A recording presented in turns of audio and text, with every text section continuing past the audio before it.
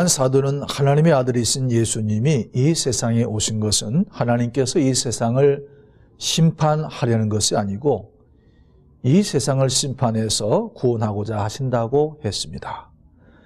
세상이 심판을 받는 이유는 빛 대신 예수님이 오셨지만 그들의 자신의 행위가 악하기 때문에 예수님을 영접하지 아니한다라고 했습니다. 그것은 자신들의 행위가 악하기 때문에 어두움의 행위가 말씀의 빛으로 인해서 드러나기 때문입니다. 오늘 우리가 사는 이 세상은 악한 자에게 속해 있어서 그렇습니다. 그런데 이 어둠 세상에 빛 대신 예수님을 증언한 사람이 있었습니다. 그게 세례 요한입니다. 이 세례 요한은 당시 최고의 권력층인 헤롯 안티바의 불륜을 지적한 채로 목숨을 잃고 순교하였습니다. 저는 이 시간 선지자 세례 요한에 대해서 함께 생각해 보고자 합니다. 첫째, 세례 요한은 성령이 충만했습니다. 구약 성경 말라기 이후에 약 400년 동안 하나님의 예언이 사라지고 없었던 시기에 마지막 때에 하나님께서 예수 그리스도의 복음의 길의 그 전령자로 보내신 선지자가 세례 요한입니다. 이 세례 요한을 하나님께서 특별히 선택하신 것을 우리가 알 수 있는데 그것은 그의 출생이 예사롭지 않다는 것입니다. 세례 요한의 아버지는 제사장으로서 그의 아버지는 사가랴였으며 어머니는 엘리사벳이었습니다. 제사장 사가랴가 제사장의 그 전례를 따라서 분향하는 순서가 되어서 이제 분향하러 올라가다가 그 주의 사자인 천사가 그에게 나타나 이렇게 말했습니다. 사가랴야, 무서워하지 말라. 너희 간구함이 들려서 하나님께서 너에게 아들을 주실 것인데 그 이름을 요한이라 하라. 그러면서 너가 그로 인하여서 기쁘고 즐거워할 것이다. 천사가 말하기를 그는 포도주와 독주를 마시지 아니할 것이며 모태로부터 성령의 충만함을 받아 많은 사람들을 하나님께로 돌아오게 할 것이다 라고 했습니다. 그리고 일 후에 세례 요한의 아버지 사가랴가 말을 하지 못하고 그리고 집으로 돌아갔다라고 기록하고 있습니다. 그리고 그 이후에 그의 부인 엘리사벳이 임신하고 요한을 해산하였는데 8일이 되어서 아이를 아버지 이름을 따라서 사가랴라고 이름을 올리려고 했지만은 아버지 사가랴가 서판에다가 이름을 쓰기를 요한이라고 쓰자 거기 있었던 사람들이 깜짝 놀라게 됩니다. 그것은 바로 이 엘리사벳, 그의 어머니 엘리사벳도 같은 생각을 가지고 있었기 때문입니다. 이후 세례 요한에 대해서 성경은 그가 심령이 강하였다. 그리고 그가 빈들에 있었다라고 말합니다. 성경의 세례 요한의 성장 과정에 대해서 자세히 나와 있지 않지만 그 문헌에 의하면 이 세례 요한은 우리가 그 성경을 필사하는 성경의 원본은 없습니다. 그런데 그 원본을 사본을 필사하는 그 역할을 한 그 공동체가 있었는데 그게 쿰란 공동체라고 하는 것입니다. 그런데 이 쿰란 공동체는 예수님 당시에 사두개파, 바리새파, 에세네파, 또 젤로파 이런 여러 파가 있었는데 그중에 이 에세네파라고 하는 사람들이 오전에 정결 의식을 갖고 이들이 하루 종일 성경을 필사해서 오늘날 우리가 그 성경을 갖게 되어진 것입니다.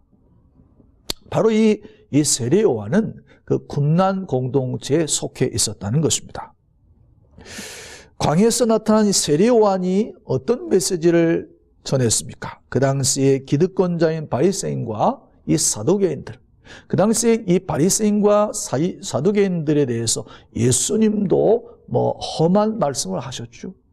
그런데 그 당시 기득권자인 이 바리새인과 서기관들은요, 그 당시에 그 성전을 관리하는 사람들, 그러니까 성전에서 성전세를 받고, 성전의 그 고위층들입니다.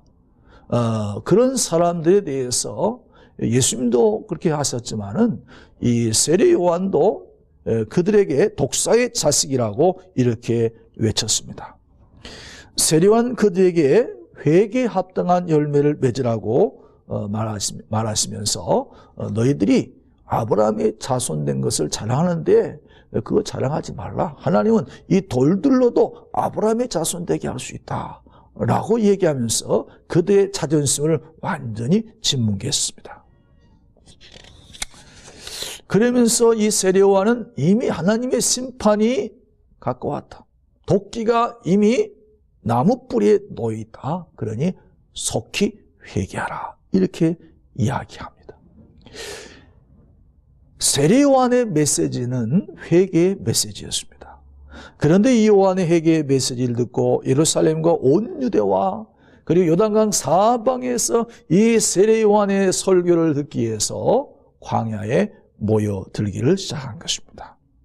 그리고 거기 가까운 요단강에서 사람들이 요한에게 세례를 받았습니다. 말라기 선지자 이후에 400년 동안 하나님의 계시가 없었던 그 시절, 그 계시의 침묵을 깨고 나타난 선지자가 바로 세례 요한이었는데 그 세례 요한의 일성이 회개하라는 것이었습니다. 만약 하나님께서 오늘 이 대한민국에 세례 요한 같은 선지자를 보내신다면 이 시대에 어떤 메시지를 주실 것 같습니까? 2000년 전이나 지금이나 사람의 죄성은 절대로 변하지가 않습니다. 우리가 아는 대로 이 세월호 참사만 하더라도 거기를 통해서 우리 인간의 무엇을 봅니까? 인간의 죄성, 인간의 그 탐욕성을 우리가 탐욕을 보게 되는 것입니다. 우리가 무엇을 회개하는지는 우리들 각자가 하나님께 기도하면 아마 하나님께서 생각나게 하실 것입니다. 회개할 때 하나님은 기뻐하십니다. 회개한 자만이 천국에 갈 수가 있습니다. 성경은 분명히 말씀하시기를 회개하라고 말씀하십니다. 회개한 자에게 하나님의 은혜가 임하고 성령이 충만하게 되는 것입니다. 사랑하는 성도 여러분, 우리 모두 성령 충만하여 담대하게 이 시대에 주의 복음을 전하시기를 바랍니다. 그리고 회개에 합당한 열매를 맺게 되기를 바랍니다. 둘째로 이 세례 요한은 청빈한 삶을 살았습니다. 세례 요한의 삶에 대하여서 마태 기자는 3장 4절에 이렇게 말합니다. 이 요한은 낙타 털옷을 입고 허리에는 가죽띠를 띠고 음식은 메뚜기와 석청을 먹었더라. 석청이라고 하는 것은 야의 꿀을 얘기하는 거죠. 지금부터 2000년 전의 생활이 얼마나 열악했는지 우리가 알 수 있을 것입니다. 그 당시에 대부분의 사람들은 대부분의 대지상들, 그 다음에 서기관들, 그리고 로마 권력에 붙어 있는 이 세리들 말고는 대부분의 그 민중들은 아주 비참한 삶을 살았습니다. 예수님께서 오병이어의 기적을 왜 일으켰는지 아십니까? 바로 그 당시에 대부분의 사람들이 굶주려 있기 때문에 그런 것입니다. 사실 예수님을 따라다녔던 사람들은요, 사실은 거의 오늘날로 얘기하면 거의 불황화 수준, 거의 노숙자 수준, 거의 다 거린 수준인 것입니다. 하지만 대제사장들, 종교 지도자들은요, 여러분들 호화롭게 생활했습니다. 우리가 아는 로마 황제에 내려가 있지 않습니까? 언젠가 제가 로마에 갔었는데 네로 황제가 쓰던 목욕 용기가 전시되어 있었습니다. 그런데 사기 그릇이었는데요. 이 로마 황제 내려가서 어마어마하게 큰 그릇이었습니다. 큰 욕조이었습니다. 2000년 전에도 지배계급에 속한 사람들은 오늘날 시대에 못지않는 그러한 향락과 사치와 그리고 호화롭게 살았음을 알 수가 있습니다. 대부분의 민족들은 가난과 궁핍과 질병 속에서 하루하루를 힘들게 살아야 했습니다. 세례요한은 자신의 아버지가 제사장이었기 때문에 아마도 넉넉한 생활을 할 수가 있었습니다. 그럼에도 불구하고 세례요한은 그러한 편안하고 안락한 삶을 버리고 광야의 생활로 광야로 들어간 것입니다. 광야에서 세례요한은 광야의 영성, 사막의 영성을 가질 수가 있었던 것입니다.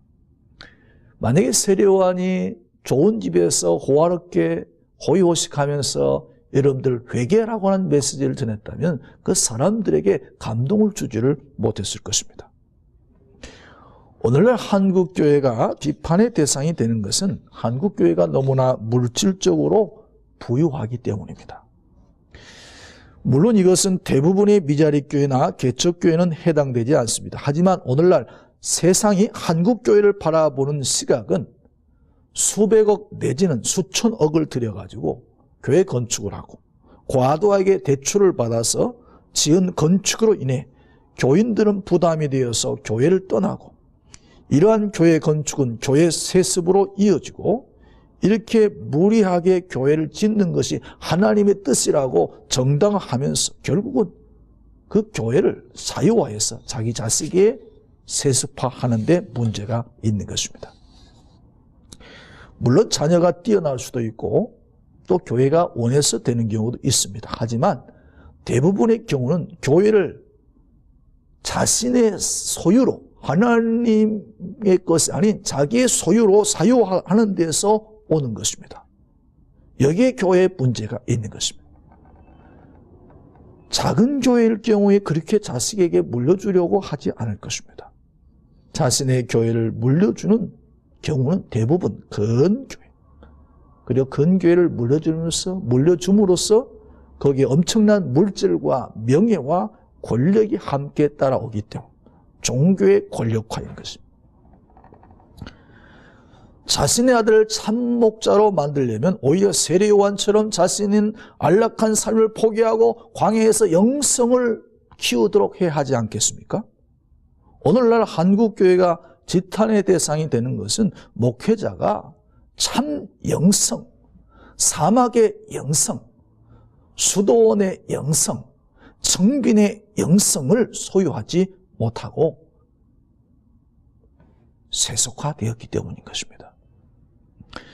오늘날 한국교회 강단에서 선포되어지는 메시지 주류가 무엇입니까? 회개 메시지는 없습니다. 물질적인 풍요와 안녕과 성공과 부만을 부추기는 그런 설교가 대부분인 것입니다.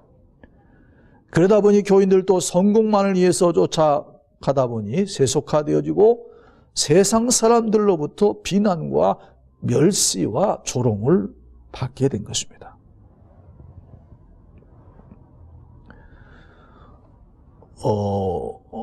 얼마 전에도 부천의 어느 대형교회 목사가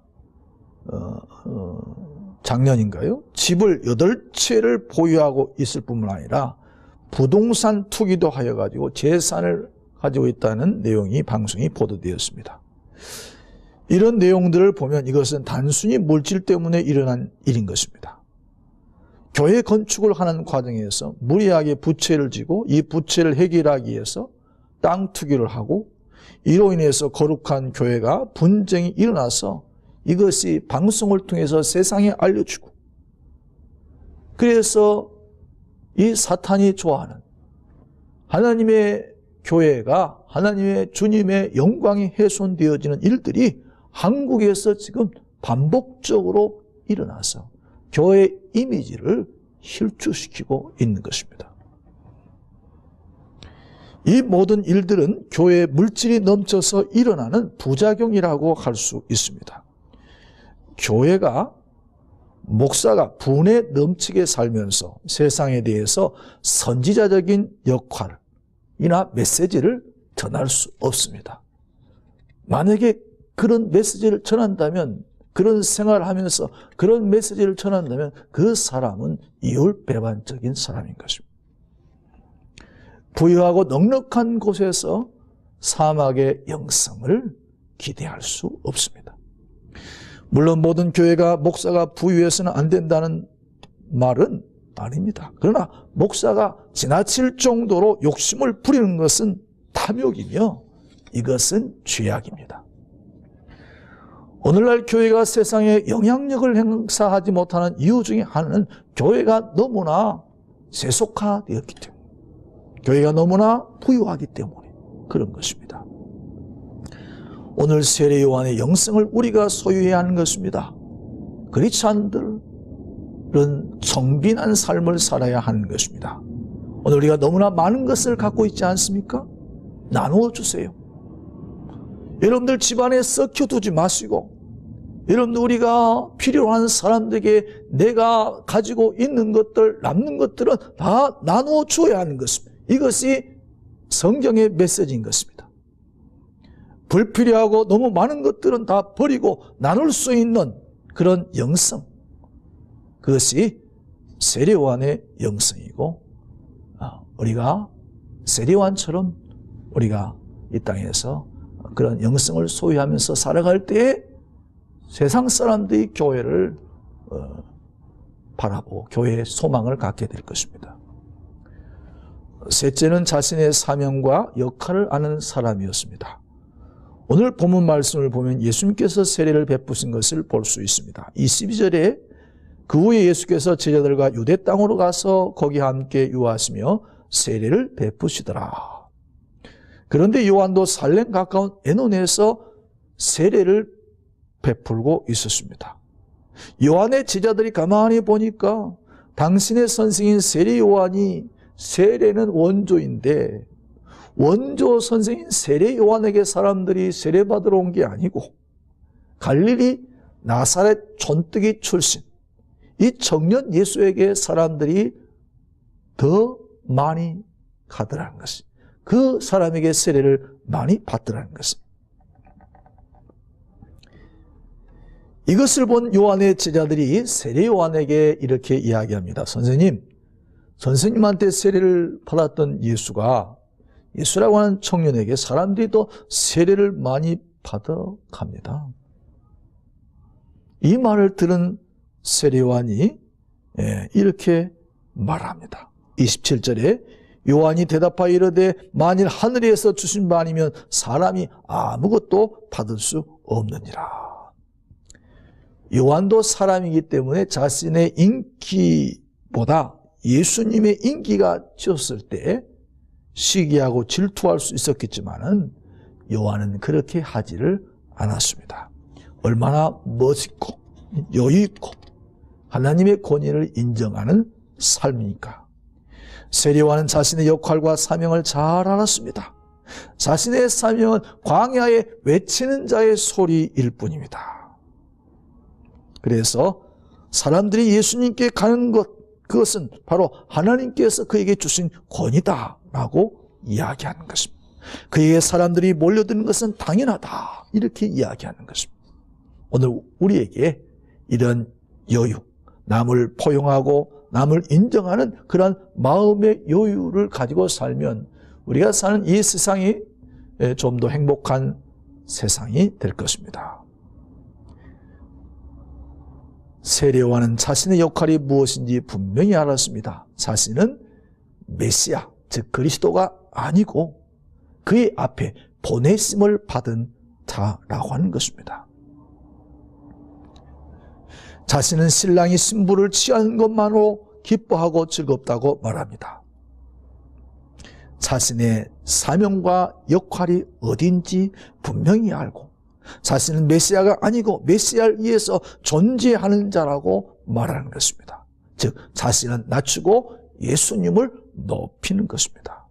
여러분, 이것은 그렇게 쉽지 않습니다. 누구든지 자신이 한 일에 대해서 이익을 얻기를 원하지 자신이 이루어 놓은 것을 다른 사람들에게 쉽게 넘겨주기가 쉽지가 않습니다. 그러나 세례 요한은 30절에 그는 흥하여야 하겠고 나는 쇠하여야 하리라.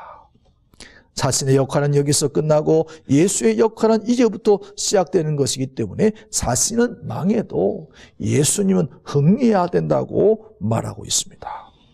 그러니 예수님께서 마태복음 11장 11절에서 여자가 낳은 자 중에 가장 큰 자라고 예수님이 세례 요한을 칭찬하신 것입니다. 교회 안에는 두 종류의 사람이 있습니다. 예수의 이름을 빌려가지고 자신이 흥해 보려고 하는 사람. 교회를 이용해서 자신의 이름을 드러내려고 하는 사람인 것입니다. 예수의 이름으로 출세하고 예수의 이름으로 성공하고 예수의 이름으로 자신의 명성을 쌓으려고 하는 사람입니다. 반면에 세례 요한처럼 자신은 죽고 예수님을 높이는 사람이 있습니다. 자신은 쇠하여지만 하나님을 높이고 주님의 영광과 교회의 영광을 위해서 자신을 희생하는 사람입니다. 여러분은 어떤 종류의 사람입니까? 자신의 영광과 명예를 위해서 살아갑니까? 아니면 교회의 영광, 주님의 영광을 위해서 살아가십니까? 나와 내 집만 흥하기를 위해서 살아갑니까? 아니면 나는 쇠하여도 하나님의 교회의 영광을 위해서 살아가십니까? 오늘날 우리 사회가 나 자신만을 위해서 살아가고 내 정당의 이익만을 추구하다 보니 사회가 혼란스럽고 정치가 제자리를 찾지 못하고 국민에게 편안한 삶을 주지를 못하는 것입니다.